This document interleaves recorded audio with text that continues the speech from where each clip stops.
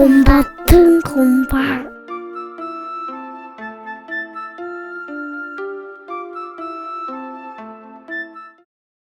동래. 오늘날의 부산의 옛 이름이다. 이곳의 먼 옛날 이야기이다. 이 고을엔 덕망 높기로 유명한 김씨 가문이 있었다. 날씨가 참 좋구나. 김진사는 돌쇠를 부른다. 돌쇠가 오자 이번에 떡두꺼비 같은 아들을 낳은 걸 축하한다며 노잣돈을 챙겨준다. 옛다 바꿔라. 고깃국이라도 먹여야지. 아이고 마님 감사합니다요. 아래 것을 위해 이렇게 챙겨주는 주인의 성품에 돌쇠는 감복한다. 하지만 이런 그에게 유일한 걱정거리가 하나 있었으니 그에겐 자식이 없었다. 김진사는 어느 날 산책을 하기 위해 고을을 걷고 있었다. 그때 맞은편에 괴상한 복장의 노인을 마주친다. 검은 모자에 검붉은 옷을 입고 있고 머리털과 수염은 길었으며 키는 아주 작았다. 김진사가 지나가려 하자 노인이 말을 건넨다. 마음에 고민이 있지 않냐고 물으며 김진사가 아니라고 하자 노인은 다짜고짜 자식을 가질 수 있는 방법을 알려준다고 한다. 김진사는 깜짝 놀라며 그 방법이 무엇이냐고 바로 묻는다. 노인은 눈에 힘을 주더니 김진사에게 설명하기 시작한다. 매일 밤 하늘을 지켜보다가 북두칠성 중에 별 하나가 보이지 않는 날이 오면 금정산에 있는 범어사에 우물로 가보라는 것이었다. 그러면 그 우물 위에 오색 구름이 있을 것인데 그러다가 우물이 황금빛으로 빛날 거라고 한다. 그것은 하늘에서 내려온 범어가 황금빛을 내어 반짝이기 때문이라고 알려주고, 하지만 그 상태로는 눈이 부셔서 물고기를 볼 수가 없으니 먹물을 가져가 부으면 잡을 수 있다고 알려주고, 그렇게 그 물고기를 잡아다가 아내에게 먹이면 자식을 낳을 수 있을 거라고 하였다. 왜 이걸 알려주냐고 묻기도 전에 그 노인은 자신의 눈앞에서 연기가 되어 사라져버렸다. 신통한 노인이다. 약간의 갈등이 있었지만 더욱더 그 노인의 말에 신빙성이 가고 있는 김진사였다. 그날 이후부터 김진사는 밤마다 마루에 나가 북두칠성부터 살펴보곤 했다. 하지만 언제나 북두칠성은 7개의 별이 모두 보였다. 그러던 어느 날 김진사가 잠이 들었는데 밖에서 돌쇠가 급하게 부르는 소리가 들린다. 마님! 마님! 왔구나. 얼른 마루에 나가 북두칠성을 보았더니 정말로 4번째 별 하나가 사라지고 보이지 않았다. 정말로 그 노인이 한 말이 맞았어. 돌쇠야! 지금 당장 나설 채비를 하거라! 김진사와 돌쇠는 범어를 잡기 위한 물건들을 챙겨 범어사로 향했다. 과연 우물엔 오색구름이 생겨나더니 이내 황금빛으로 빛나기 시작하였다. 김진사는 우물로 다가가 범어가 있는지 확인하려 했지만 너무 눈이 부셔 볼 수가 없었다. 노인이 알려준 대로 먹을 뿌리자 눈부심이 사라지고 우물 가운데 범어가 또렷이 보였다. 김진사는 화살을 겨누어 범어에게 정확히 맞췄다. 잠시 뒤 피와 함께 범어가 떠올랐다. 범어를 잡았지만 무언가 찝찝함을 느끼는 두 사람이었다. 그때 마침 노인이 갑자기 나타났다. 노인은 범어를 잡은 김진사를 칭찬하고 잘난 척하더니 꼴 좋구나 라며 알 수 없는 말을 범어에게 건넨다. 그 노인을 본 범어는 놀란 표정을 짓고 숨이 넘어가기 전 가쁜 숨을 쉬고 있다. 노인은 설명을 이어가는데 설명 중 범어는 신통력이 있어 마음이 사악한 존재가 오면 금방 눈치채고 사라진다고 한다. 김진사가 평소에 덕이 많았기 때문에 성공할 수 있었다며 어서 가서 아내에게 먹이라고 하였다. 집에 돌아온 김진사는 범어를 태희에게 넘겼다. 태희는 범어를 도마에 놓고 반으로 갈랐는데 이때 갑자기 부엌에 오색 구름이 깔리더니 범어 반쪽이 사라져버렸다. 태희는 깜짝 놀랐고 동시에 오색 연기가 딱 드러나가 하늘로 올라가 버렸다. 그리고 그날 이후로 북두칠성은 4번째 별이 흐릿해져 버렸다. 하늘을 지켜보던 노인은 혀를 차며 아쉬워한다. 그러던 중 갑자기 노인보다 키가 큰 백발 노인이 연기와 함께 나타난다. 둘째 형님. 키 큰 노인은 그만하면 되었다며 더 이상 문제를 일으키지 말라고 말한다. 이 정도면 저쪽도 많은 걸 깨달았을 겁니다. 키 작은 노인은 풀이 죽은 목소리로 알겠다고 대답한다. 그렇게 두 부부는 그 후 자식을 갖게 되어 아주 행복해했다. 그리고 마침내 출산일, 아이가 태어난다. 마님이 쓰러지셨다! 놀란 김진사는 문을 벌컥 열고 들어가 눈앞에 펼쳐진 광경에 매우 놀란다. 거기엔 눈은 하나인데 빨간색, 팔도 하나, 다리도 하나, 모든 게 반쪽만 있는 아이가 태어나 있었다. 그 아이는 나중에 반쪽이라고 불렸고 김인호의 할아버지.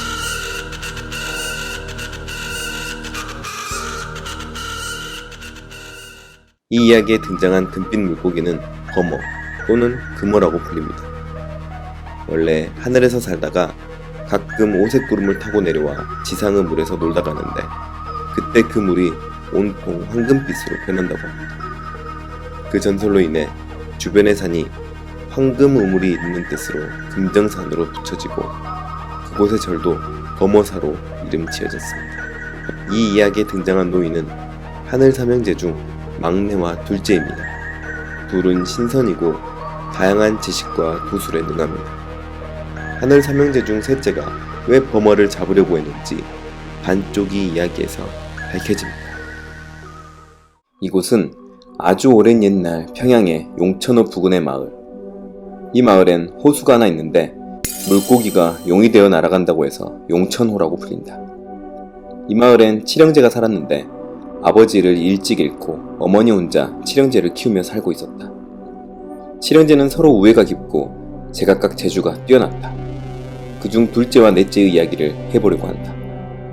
둘째는 마음씨가 너무나도 착해 작은 개미 한 마리조차도 죽이는 걸 피하는 인자한 마음을 갖고 있었다.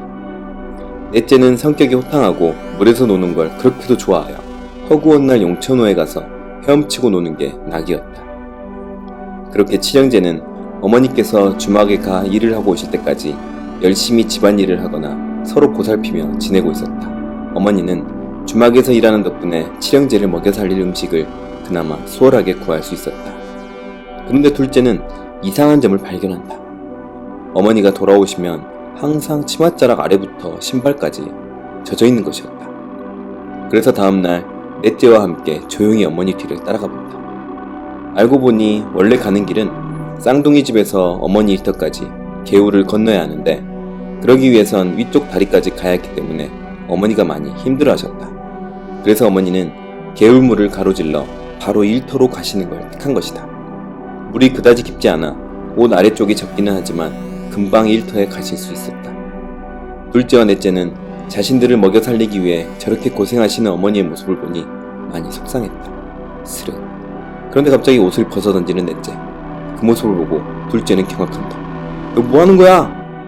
그치만 앞에 있는 물을 모른 척 할 수가 없는걸. 그러곤 물에 뛰어드는 넷째. 그날 저녁 칠쌍둥이 어머니는 주막에서 일을 마치고 집에 돌아갈 채비를 한다. 매번 이렇게 남은 음식을 챙겨주셔서 감사합니다. 아이고, 칠쌍둥이를 키우는데 얼마나 힘들겠어. 힘내. 네, 감사합니다. 주막을 나서 집으로 향하는 어머니는 배고파하고 있을 칠쌍둥이를 생각하며 열심히 걸어간다. 그때 갑자기 하늘에서 무엇인가 번쩍한다. 같은 시각 개울물에선 칠형제가 어머니를 위해 열심히 징검다리를 만들고 있다. 영차, 영차. 야, 근데 넷째 어디 갔어? 둘째가 아차 싶어한다. 동시에 하늘이 번쩍한다. 같은 시각 용천. 넷째는 유유자적 헤엄을 즐기고 있다. 아, 물이 너무 좋아. 형들은 잘하고 있겠지. 그때 갑자기 하늘이 번쩍이더니 무언가 거대한 게 떨어진다. 자신이 헤엄치고 용천을 뚫고. 으아! 그 거대한 물체는 용천호에 접근했고 엄청난 물의 양이 솟구치며 물을 막고 있는 댐이 부서지려 하고 있었다. 그걸 본 넷째는 아래에서 징검다리를 만들고 있는 형제들을 생각하며 몸을 날려 댐을 지탱하고 버텼다. 하지만 이미 부서지기 시작한 댐.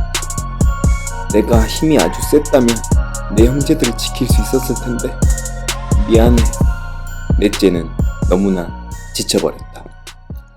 평온했던 용천호에 정체불명의 괴물이 떨어져 그 물살은 큰 해일처럼 먼저 넷째를 붙이고 그대로 아래쪽 형제들을 통해서 갑자기 너무나 빨리 다가오는 물살을 망연자실 바라보는 형제들과 어머니가 떠오르고 컥컥컥 그 물살은 결국 아래쪽 형제들까지 치고 훑어버렸다.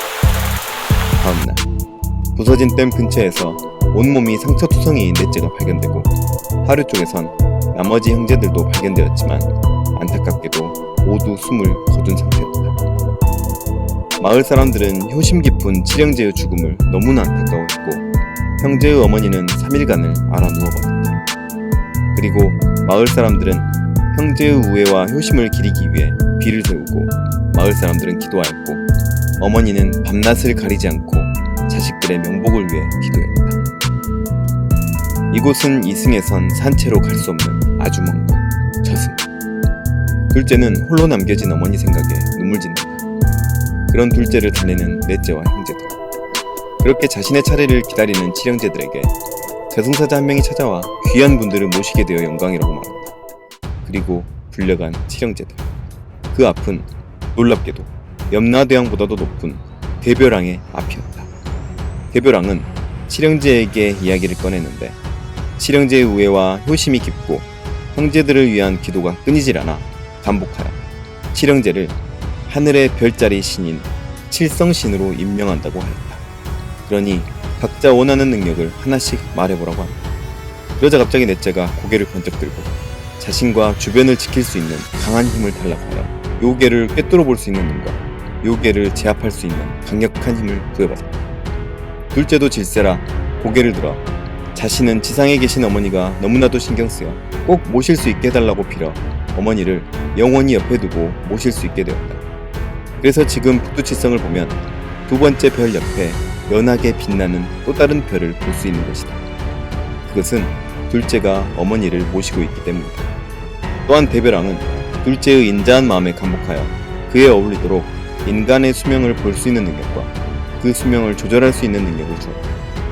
이렇게 각자 형제들은 저마다 어울리는 능력들을 부여받아 인간 세상에 큰 이로움을 주었다. 하지만 물을 너무나 좋아하던 넷째는 그 버릇을 버리지 못하여 종종 빠져나가 둔갑신장에게 받은 금빛 비늘로 금호로 변신하여 범어사 우물에 가서 놀곤 하였다. 얼마 후 용천호에 칠성신중 넷째가 내려와 도수를 부려 호수 안에 잠들어 있는 어화인봉을 잡았거늘 매우 화가 난 얼굴이었다. 죽이려는 찰나에 누군가 소리 지른다. 멈추시오! 신이란 자가 왜 아직 용이 되지 못한 어화인봉을 죽이려 하시오? 하는 형제 중 셋째였다. 추후 어화인봉은 용이 되어 하늘의 날씨를 관장하는 중요한 역물이 될 거라며 목숨을 살려달라고 빌어보지만 어른보다 차가운 목소리로 신선 따위가 신이 하는 일에 뭐라고 짓거리는 것이냐? 며 어화인봉을 단숨에 죽여버린다. 칠성신이 떠나고 하늘 삼형제는 분함을 감추지 못한다. 이 편에서 칠형제에게 시련을 준 요괴는 어화인봉입니다. 절반은 물고기 몸이고 절반은 용의 모습을 하고 있습니다. 이는 아직 용으로 다 변하지 못한 탓에 중간 단계의 모습을 하고 있기 때문입니다. 용이 다 되지도 못하였는데 무리하여 하늘을 날다 추락하여 이런 일이 벌어진 것입니다. 왜 그렇게 무리하여 날았을까요? 그 이유는 호수 안에 아주 무서운 괴물이 살고 있어 그 괴물을 피해 도망친 것이었습니다. 한 여인이 울고 있다. 얼마 전에 자신이 출산한 아이 때문이다. 그 아이는 눈도 하나, 귀도 하나, 팔도 하나, 다리도 하나였다. 아이의 이름은 경수로 지었다. 김경수. 경수를 바라보는 김진사 또한 마음이 편하지가 않다. 부모의 마음은 모두 같은 법. 부부가 함께 아이의 앞날 때문에 괴로워한다. 그런데 이 아이는 가끔 아무도 없는 허공을 바라보며 손을 흔들곤 했다. 누가 있는지 살펴보았지만 그곳엔 아무도 없었다. 어느 날은 경수를 방에 혼자 재워두고 나왔는데 다시 들어가 보니 방에 무언가로 핥힌 자국과 함께 난장판이 되어 있었다. 놀래서 얼른 아이를 살펴보니 상처 하나 없었다. 오히려 평소보다 더 곤하게 자고 있었다. 그 모습에 김진사는 어이가 없어 웃음 짓는다. 6년 후 탁! 콩! 현리와 수연이가 서로 이야기를 주고받고 있다. 둘 다 11살로 서당 동기이다. 콩콩 콩콩. 그때 둘은 멀리서 뛰어오는 경수를 발견한다. 야, 반쪽이 온다, 반쪽이. 경수였다. 서당에선 반쪽이라고 불리는 일이 더 많다. 경수가 나이가 제일 어린 편이라 현리 형과 수연이 형을 발견하자 공손하게 인사한다.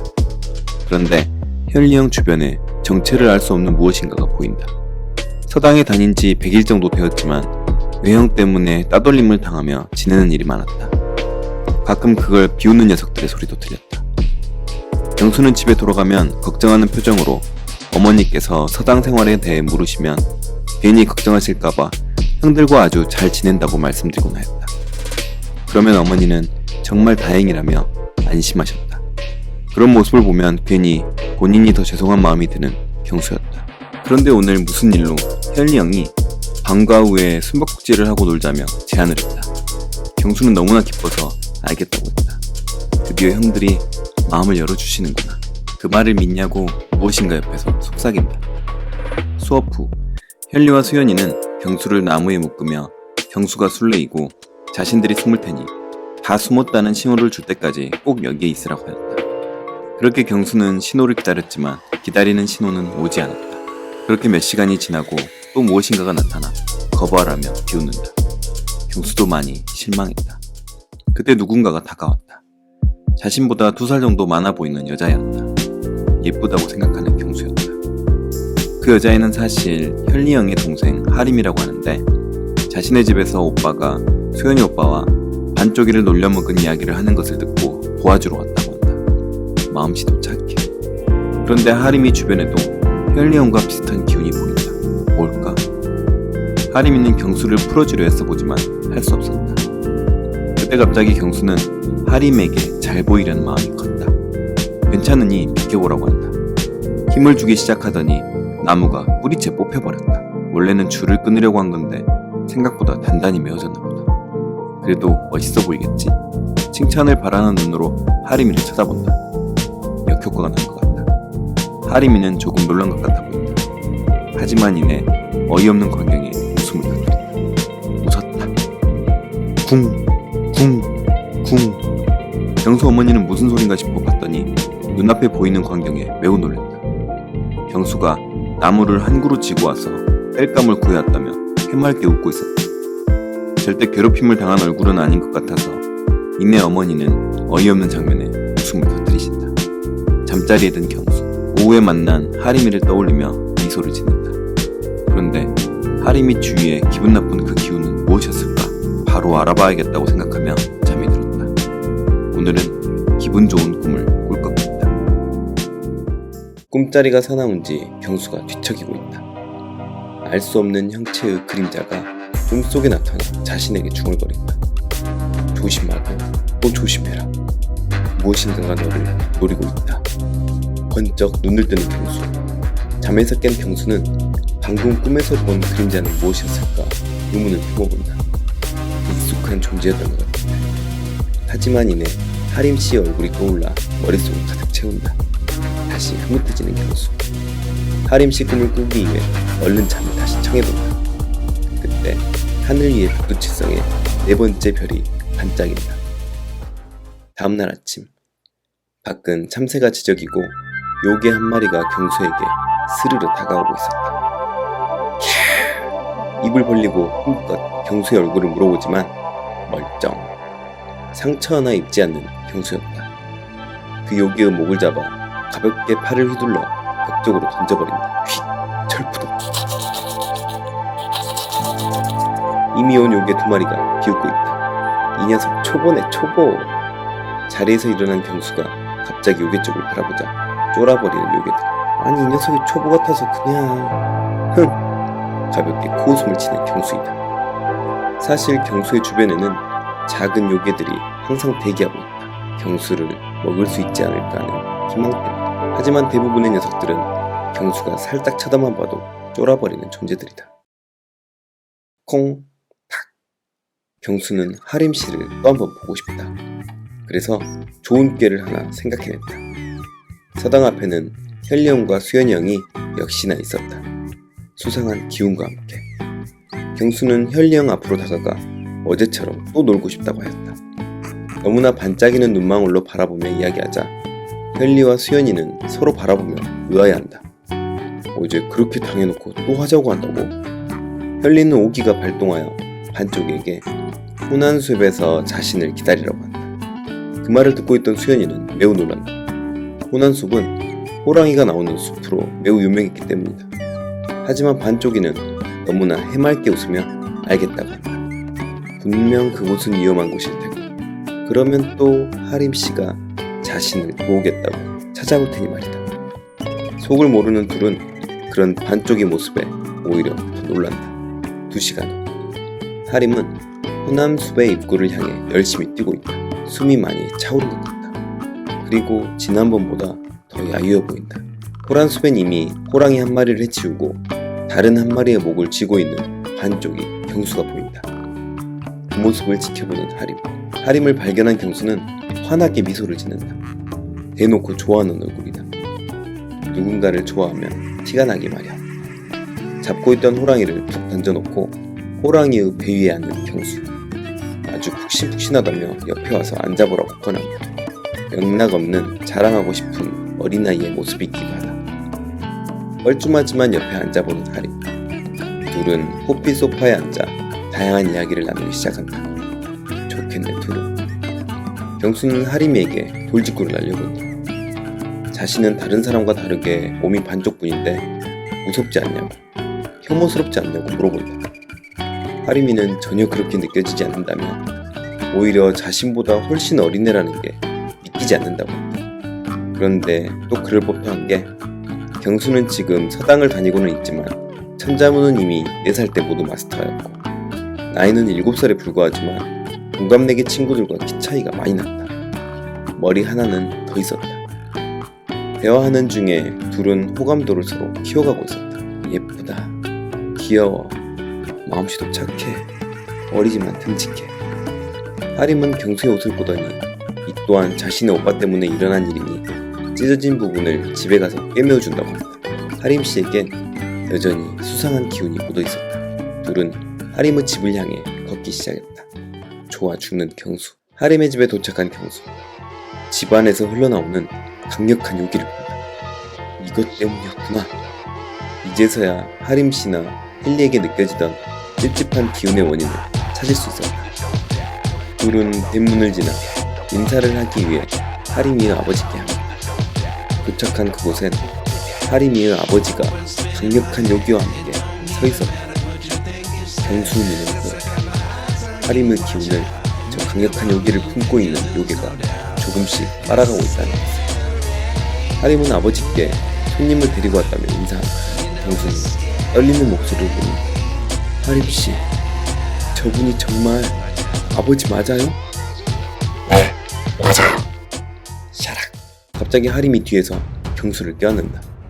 표정이 변했다. 조종당하고 있기 때문이었다. 갑자기 요괴의 손톱이 강력하게 들어오고 있었다. 이걸 피하면 하림씨가 위험해진다. 내 몸은 단단하니까 버틸 수 있을 거야. 최대한 하림씨를 보호하기 위해 하림씨를 밀어낸다. 촤! 공격을 그대로 받아내는 경수. 상처가 났다. 생전 처음이었다. 요괴의 공격에 상처를 입은 것은 아프다. 아픔이라는 것도 처음 느꼈다. 갑자기 두려움이 밀려온다. 지금까지는 태어나자마자 레벨 30이었는데 여태 3레벨짜리를 상대해왔다면 갑자기 레벨 100짜리를 만난 경우와 마찬가지이기 때문이다. 경수 앞에 서 있는 요괴는 둔갑쥐. 원래는 쥐인데 특정인으로 변할 수 있다. 둔갑쥐는 매우 기뻐한다. 사실 이 둔갑쥐는 경수가 갓난아기일 때 한 번 노린 적이 있었지만 그때는 상처 하나 입힐 수가 없었다. 그 뒤 6년 동안 수많은 사람들의 혼을 빨아먹으며 자신의 힘을 이렇게 키워왔던 것이다. 경수는 두려움을 억누르고 힘껏 뜀뛰기와 함께 자신의 오른주먹을 강력하게 내질렀다. 이 정도면 보통 요괴들은 살아남을 수가 없었다. 하지만 둔갑쥐는 한 손으로 가볍게 막아낸다. 그리고 경수의 팔을 그대로 잡아버린다. 이제 매 맞을 시간이네. 라고 경수에게 속삭인다. 둔갑쥐는 경수의 오른팔을 쥔 채로 꼼짝할 수 없게 만들고 힘을 모아 주먹을 내지르기 시작한다. 몇 대나 맞았을까? 경수는 그만 축 늘어진 채로 혼자라고 한다.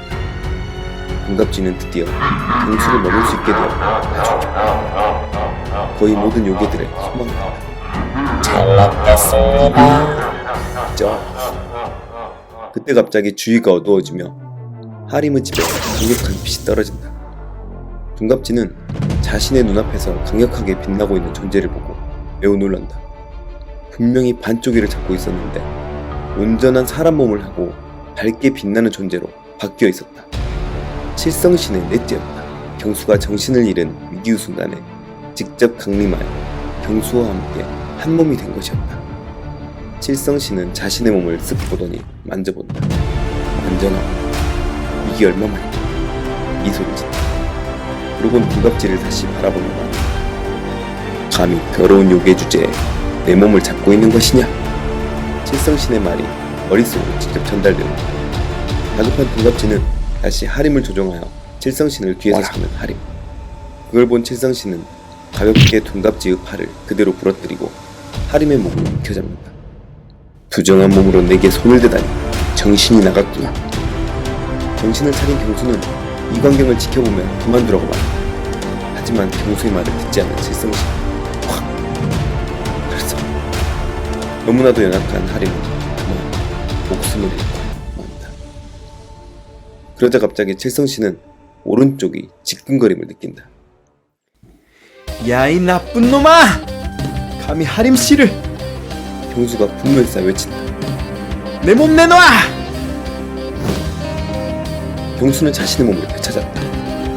때문에 없었던 왼손과 왼눈, 왼다리까지 온전한 인간의 몸이 되었다. 힘들었다. 불길함을 직감한 둔갑지. 분노로 가득 찬 경수의 혀가 목이 나고 떨어져버렸다. 하림의 시체 앞에 선 경수. 너무나 슬픈 눈으로 하림을 부둥켜 안더니 하염없이 눈물을 흘린다. 자신이 죽인 건 아니었지만 자신이 죽인 것만 같았다. 그때 갑자기 옆에 기이한 빛과 함께 누군가가 다가온다. 그러곤 하림이의 이마의 숫자 12를 77로 바꿔버렸다. 마치 깊은 잠을 잔 사람처럼 서서히 눈을 뜨는 하림. 깜짝 놀라 벌떡 일어났는다. 자신의 눈앞에서 놀란 눈으로 눈물을 흘리고 있는 경수를 발견한다. 그때 갑자기 경수의 왼쪽 눈에서 무엇인가가 빠져나간다. 하림은 경수의 온전한 사람이 되어 있음을 보고 놀란다. 울음을 터뜨리는 경수. 많이 놀란 어린아이 그 자체였다. 엉엉 울며 하림이를 안는 경수였다. 너무나 다행이라며, 정말 다행이라며 연신말하고 기쁨의 눈물을 흘린다. 그런 경수의 모습이 고맙고 귀여운 하림. 한켠에 누군가의 뒷모습. 칠성신의 둘째였다. 그 옆에 경수의 몸에서 빠져나온 넷째가 나타났다. 설마 내가 밀려날 줄이야. 죽을 뻔한 걸 살려줬더니 칫. 또 다른 너의 소중한 것을 지켜야 한다는 강력한 의지 때문이겠지. 이제 그만하고 돌아가자. 형님은 어쩌자고 한번 죽었던 자를 살리신 겁니까? 그때 갑자기 딱 소리와 함께 주변의 시간이 정지한다. 스르륵 나타난 건 칠성신의 첫째. 대비랑님이 너희 둘을 찾으신다. 내가 그렇게 주의를 줬건만 끝내 또 인간 세상에 내려왔구나. 천지신의 첫째 아들, 신유의 신, 저승을 관할하는 자, 대비랑. 둘째에게 주어진 능력은 살아있는 인간의 수명을 늘려주는 거였지 죽은 자를 다시 살리는 건 매우 금기가 되는 일이었다. 때문에 대비랑은 둘째에게 아주 실망이 크다며 칠성신의 신분을 박탈하고 천년간 면박고 그 천년이 지난 후에 다시 인간으로 환생하는 행발을 했다. 그리고 넷째에겐 자신의 절반의 위험을 지키기 위해 내려간 사실을 참고하여 영원히 돌에 몸을 가두고 대별왕의 허락이 있기 전까지 별자리로서의 역할에만 집중하도록 하였다. 8년 뒤 반쪽이었던 경수는 온전한 사람으로서 하림이와 결혼하여 아들을 낳았지만 너무나도 평범한 보통 사람이었다. 전 뭐 안 보이던데 아마 엄마 닮았나봐요. 그리고 생각보다 일찍 경수가 세상을 뜨자 태어난 이노는 경수의 능력을 그대로 이어받았고 심지어 오른쪽의 능력을 마음대로 제어할 수 있기까지 하였다. 앞으로 또 펼쳐지는 한국역의 새로운 이야기 지켜봐주세요. 이번 화에 등장하는 요괴는 둔갑지. 둔갑지는 특정인의 손톱과 발톱을 먹어서 그 사람으로 변할 수가 있는데 진짜보다 더 진짜 같아서 원본 인간은 쫓겨나는 경우가 허다하다고 합니다. 왜냐하면 겉모습만 변화하는 게 아니라 그 사람의 기억과 배경 지식까지 모조리 흡수하기 때문입니다. 이 쥐는 1000년을 넘게 살아 혼까지 흡수하여 힘을 키웠던 것입니다. 구독, 좋아요 꼭꼭 해주세요.